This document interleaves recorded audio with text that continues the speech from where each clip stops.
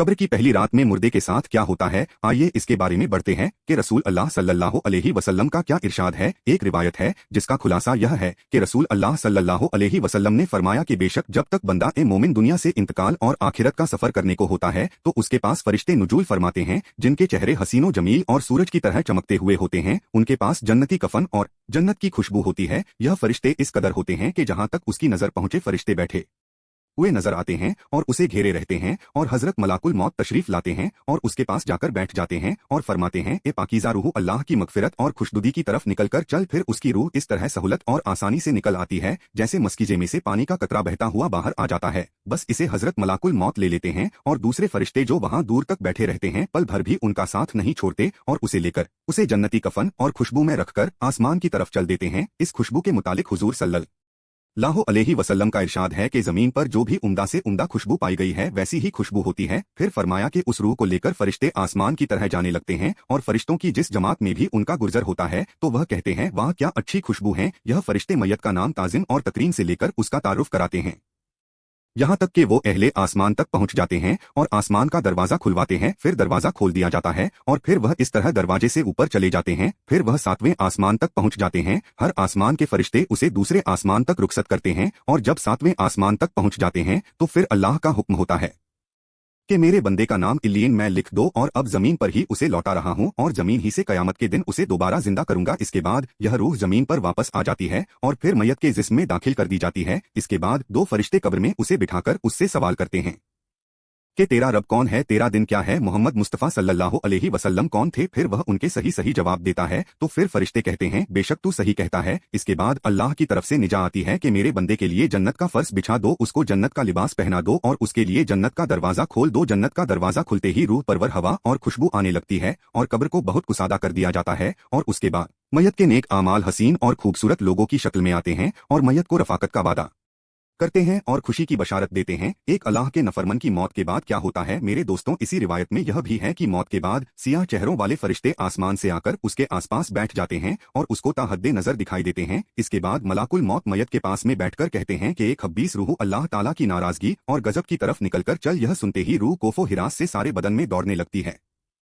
फिर तरह तरह की सख्ती से उसकी रूह जबरदस्ती उसके जिस्म से निकाल ली जाती है और वह फरिश्ते उसकी रूह को टाट में लपेट लेती है। उस वक्त इस रूह में मुर्दे की सड़ी हुई बदबू आने लगती है। फरिश्ते उसको लेकर आसमान की तरफ परवास करते हैं और वह आसमान का दरवाजा खुलवाना चाहते हैं मगर आसमान का दरवाजा नहीं खुलता। हुक्म होता है कि इसका नाम काफिरों में लिख दो। इसके बाद यह रूह जमीन पर फेंक दी जाती है और जिसमें दाखिल करके फरिश्ते सवाल करते हैं कि तेरा रब कौन है। वह जवाब देता है कि मुझे मालूम नहीं। फिर फरिश्ते पूछते हैं, तेरा दिन क्या है। वह लाइल्मी जाहिर करता है। फिर हुजूर सल्लल्लाहु अलैहि वसल्लम के मुतालिक सवाल किया जाता है तो फिर वह यही जवाब देता है कि मुझे मालूम नहीं। उस वक्त खुदा की तरफ से निदा आती है कि मेरे बंदे ने जो कुछ कहा बिल्कुल झूठ कहा। इसके नीचे आग का बिस्तर बिछा दो और दोजख का एक दरवाजा खोल दो। दरवाजा खुलते ही दोजख की गर्मी और आग के शोले लपकने शुरू हो जाते हैं। फिर उसको कब्र इतनी जोर से दबोचती है कि इधर की पसलियां उधर और उधर की पसलियां इधर हो जाती है। फिर उसकी बदअमाली ऐसी सूरत में आती है कि उसके जिस्म से बदबू आती है और उसको आजाब और मुसीबत की खबर सुनाते हैं। हुजूर पुरनूर रहमतुल्लिल आलमीन सल्लल्लाहु अलैहि वसल्लम का इरशाद है कि जब मैयत को कब्र में रख दिया जाता है तो कब्र उसे कहती है, हे बदबख्त इंसान, तू मुगालते और धोखे में रहा, मुझ पर शान से अकड़कर और तनकर चलता था। तुझको यह मालूम नहीं था कि मैं इम्तिहान और आजमाइश का घर हूँ, तन्हाई और हैबत का मकाम हूँ जहाँ सिर्फ कीड़ों की बोहतात है। तूने मेरी परवाह नहीं की। अगर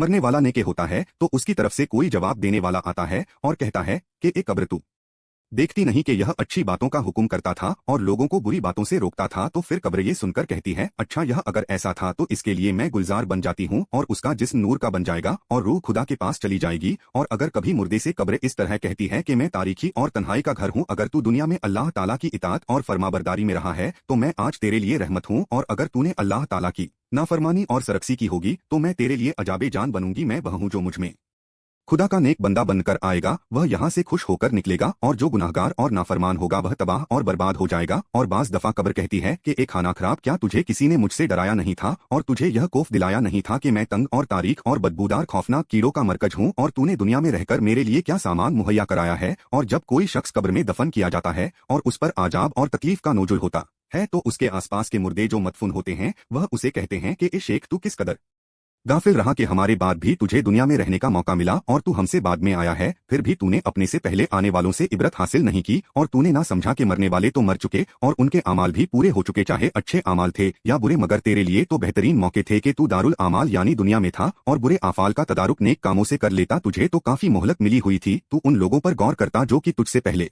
लोगों के कंधों पर लद कर मिट्टी में मिला दिए गए। तुझे किसने धोखा दिया और तू किस मुगालते और फरेब में पढ़ा रहा। हदीस शरीफ में लिखा है कि हुजूर सल्लल्लाहु अलैहि वसल्लम ने इरशाद फरमाया कि कब्र जहन्नम की खंदकों में से एक खंदक है, यह जन्नत के बागों में से एक बाग है, और जब कोई शख्स मर जाता है तो उसको उसका ठिकाना सुबह और शाम दिखाया जाता है। जन्नती को जन्नत दिखाई जाती है और जहन्नमी को जहन्नम दिखाई जाती है। दोस्तों, रसूल अल्लाह सल्लल्लाहु अलैहि वसल्लम ने हजरत उमर रजी अल्लाह अन्हु से पूछा कि उमर, तुम अपने को मरने पर कैसा देखते हो कि लोग तुम्हारे लिए 4 गज लंबी और 1.25 गज चौड़ी कब्र खोदे, फिर तुम्हें गुसल देकर कफन पहनाएं और फिर तुम्हें ले जाकर कब्र में रखकर चले आए। मुनकीर नकीर बिजली की तरह आंखें चमकाते, बादल की तरह गरजते बाल जमीन पर लटकाते और अपने लंबे लंबे दांतों से कब्र की मिट्टी हटाते हुए आए और वह आकर तुम्हें झंझोड़े। तो हजरत उमर ने अर्ज किया कि या रसूल अल्लाह सल्लल्लाहु अलैहि वसल्लम, क्या उस वक्त मेरी अक्ल मेरे साथ होगी? आपने फरमाया हाँ, अक्ल तुम्हारे साथ ही होगी। तो हजरत उमर ने यह अर्ज किया कि तो फिर मुझे कोई खौफ नहीं, मैं जवाब दे दूंगा।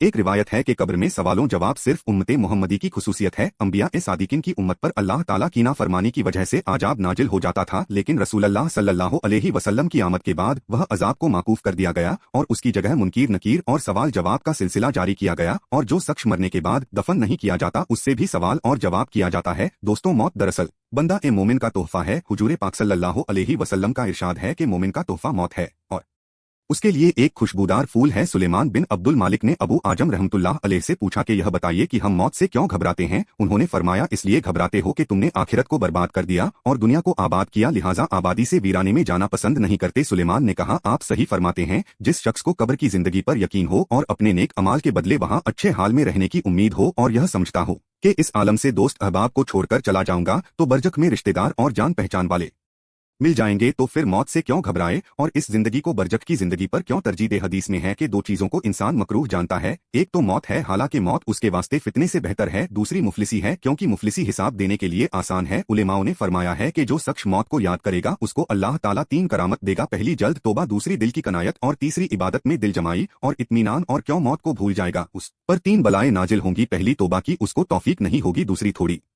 चीज उसको अनाथ ना करेगी और तीसरी इबादत में सुस्ती करेगा। किसी शख्स ने हुजूर सल्लल्लाहु अलैहि वसल्लम से सवाल किया कि कौन मोमिन सबसे ज्यादा अक्लमंद है? तो आपने फरमाया कि जो मौत को सबसे ज्यादा याद करे और नेक आमाल से मौत के बाद का सामान दुरुस्त करे। हजरत अली रजी अल्लाह अन्हु ने फरमाया कि सब लोग सो रहे हैं, जब मरेंगे तब आंख खुलेगी। सबक ए मुसलमानों, मौत और आलमे बरसत की हकीकत तुम पर वाजे हो चुकी है। तुम खुद ब खुद सोचो कि जो जिंदगी तुमने गुजार चुकी है उसमें आखिरत के लिए क्या क्या सामान मुहैया कर रखा है। तुमने दुनिया को आबाद किया और आखिरत को बर्बाद किया। यहाँ किसी के बारे में यह पता करना मुमकिन नहीं है कि वह गुनाहगार है या नेक हो सकता है। हमारी नज़र में सिर्फ उसकी अच्छाइयाँ और बुराइयाँ हो, लेकिन नेकियां भी मौजूद हो जो उसकी बुराइयों को धोने वाली हो और वह हमारी नज़र से पोशीदा हो। इसलिए हर शख्स को अपने गुरुर गुनाहों और खताओं पर नजर रखना चाहिए, अपनी इस्लाह की फिक्र और कोशिश करनी चाहिए। इसलिए तुम एक दूसरे की बुराई करने से परहेज किया करो, अपनी जिंदगी को संवारने की जिद्दोजहद किया करो ताकि आखिरत के लिए बेहतरीन सामान जमा कर सको और तुम अल्लाह ताला की